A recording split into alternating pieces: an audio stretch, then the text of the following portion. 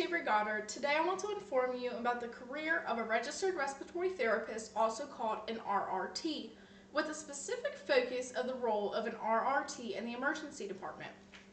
According to the American Association of Respiratory Care, also called the AARC, in the article titled "The History of Respiratory Therapy," the respiratory therapy profession first became a concept in 1943 by a medical doctor named Edwin Irvine of a local Chicago hospital.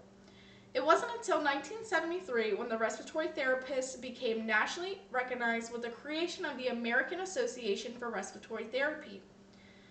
In this speech, I will explain the educational requirements to become a respiratory therapist, the job duties, a typical salary for the position, along with advancements made to the field in the recent years.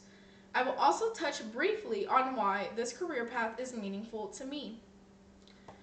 Respiratory therapists are defined by the Cleveland Clinic in their online article titled "Respiratory Therapists," published in 2023, as healthcare providers who help diagnose, treat, and manage conditions that affect your lungs. To join this profession, several educational requirements must be completed. First, you must obtain a high school diploma and/or GED and complete a 2-year respiratory care program at an accredited college. Next, you must complete approximately 1,000 hours of graded clinical experience where you are observed and critiqued by a clinical instructor. Finally, you must pass 2 board examinations administered by the National Board for Respiratory Care to receive a respiratory therapy credential to start practicing.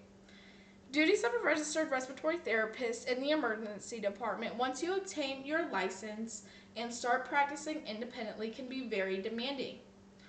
Respiratory therapists provide life-saving treatments, from managing asthma emergencies to caring for patients who require mechanical ventilation. Respiratory therapists perform both emergency and maintenance treatments, including breathing treatments, oxygen therapy, airway management, and more. The nationwide average earning for a registered respiratory therapist depends highly on your experience and location. According to the U.S. Bureau of Labor and Statistics in their Occupational Outlook Handbook that was published in 2024, states the median pay for respiratory therapists is noted to be $80,450 a year. Places like Washington, D.C. and New York City are U.S. cities where the respiratory therapist median pay is higher than the nationwide average. Recent development in the respiratory care practice is providing assistance to the therapist, allowing for a faster and more thorough patient turnover time. With the integration of AI-assisted ventilator systems which help respiratory therapists work ventilators with more accuracy, which allows for higher quality care. Technology in respiratory care has rapidly advanced since the COVID-19 global pandemic, which made the role of a respiratory therapist more essential in modern healthcare.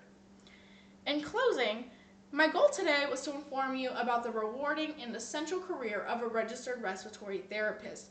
We reviewed educational requirements, job duties, potential earnings, along with new advancements in respiratory care.